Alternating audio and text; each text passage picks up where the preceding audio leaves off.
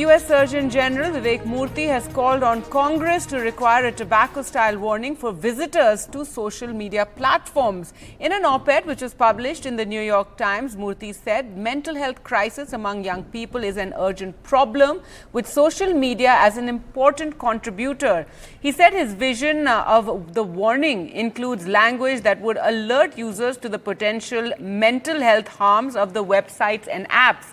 He acknowledged the limitations and said a label alone will not, of course, make social media safe. And he wrote about how steps should be taken by Congress, social media companies themselves, parents and others to mitigate the risks and ensure a safer experience online and protect children from possible harm. So an interesting comment there by the US Surgeon General Vivek Murthy, talking about the damage and harm from social media and wanting that society should be alert to the harm that it is causing young children, and perhaps even help parents and guide parents in terms of how much access they allow their children and at what age they allow such access to children. Well, to talk more about this, we're now joined by Neha Hiranandani, author iParent, a book on parenting in the digital age. And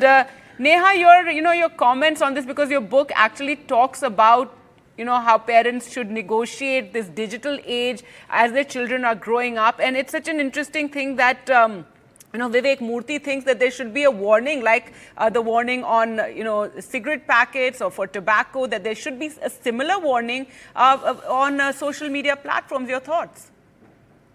Look, 100%, 100%. And I think it's not a moment too soon. For us, this may seem like a landmark judgment or a landmark moment. But actually, if you think about it, tech has been moving at such a rapid pace for so long that actually, as lawmakers, as policymakers, as parents, as thinkers, we're far behind.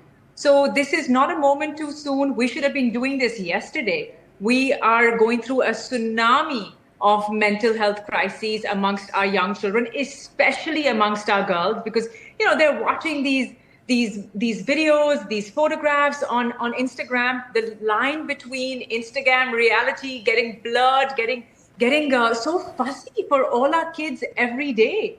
And as a result, they're literally going through this tsunami of mental health crises. So for me, this is not a moment too soon. We should have been doing this yesterday. Dopamine, the way we know it, the most addictive substance on earth. It's as addictive as, say, cocaine or slot machines. And we're handing this to our kids without a warning. I mean, what are we doing?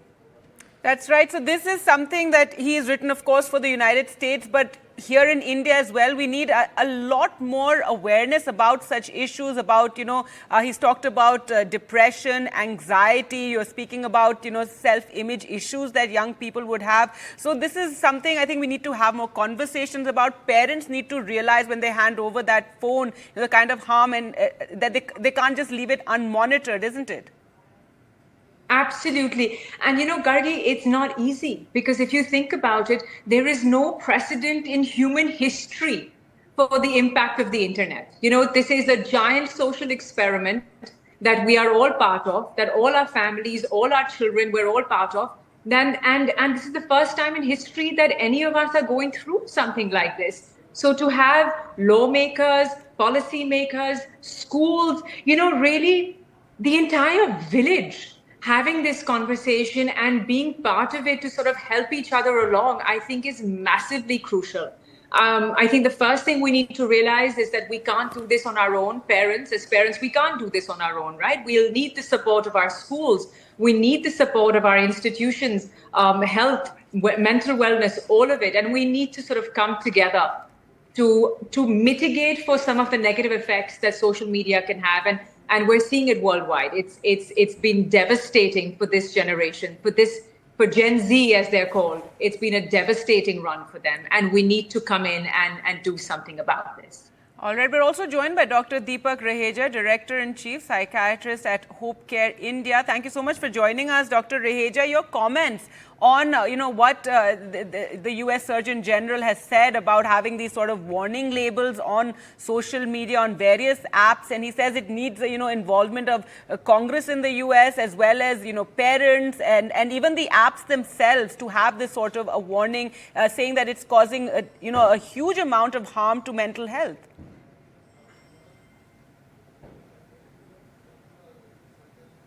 I feel it's a double-edged sword. I don't really think a warning alone will suffice, though it might be something worthy of trying, at least on certain specific apps, which may be extremely detrimental to the young vulnerable minds.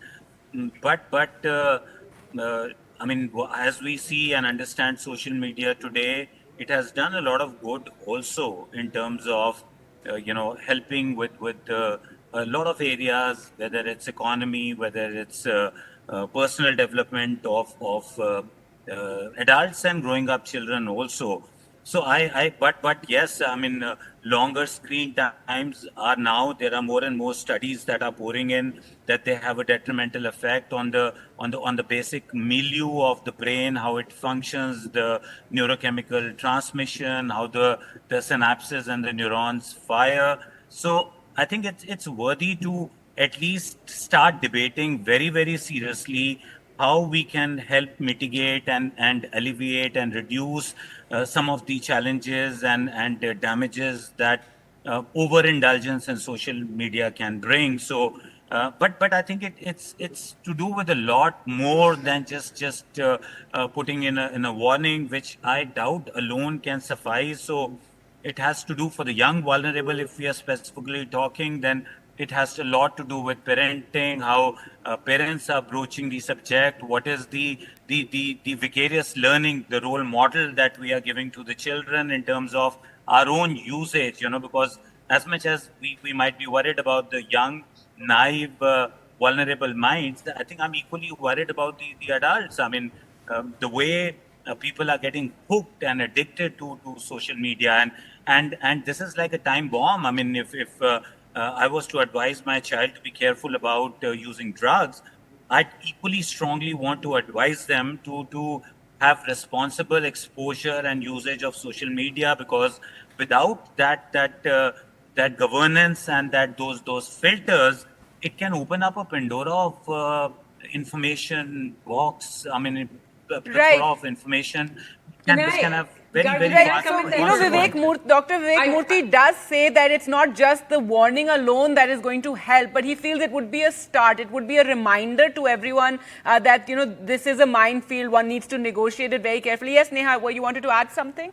Yeah, I wanted to get in there, and I completely agree with what Dr. Deepak just said, is that, look, this moment in time is not about being a technophobe, right? You, Dr. Deepak and I are connected right now on the phone. Your viewers are watching us on their devices. And this is just one thing to say that, look, technology is a wonderful thing. So I don't think any of us are saying we should be technophobes, throw the screens out of the window, and that's going to solve the problem. We can't. It's, these are technology is a massive conduit for a lot of good, careers, education, and there's so much great stuff happening. But I think we just need to be watchful that along with, Dr. Deepak called it a double-edged sword, along with the good, there's also a part of that sword that can cut you to the quick. And that's the part that we really need to negotiate. And again, I agree with you. I think something like putting a warning label on a cigarette case, right? That's not going to stop smoking. So I don't think doing that will take away the ills of social media. But what it does is that it makes you stop. It makes you think. And it makes you realize that, look, there's something in this that can be problematic. Right now, we're just blithely going our merry way, addicted to our own phones. Our kids are addicted to theirs. And I think the idea that it just stops and gives you that pause, I think that's the idea of the warning. It doesn't solve the problem. For that, as Dr. Deepak said, we need to come together, all of us, not just parents alone. We need to work concertedly, but this is the step in the right direction. And for me, it's a step honestly, too small, too late. We should be going bigger. All right. Finally, Dr. Raheja, if you can just, comment on what kind of harm does social media cause for children? What has your experience been? What have you seen, happening around you?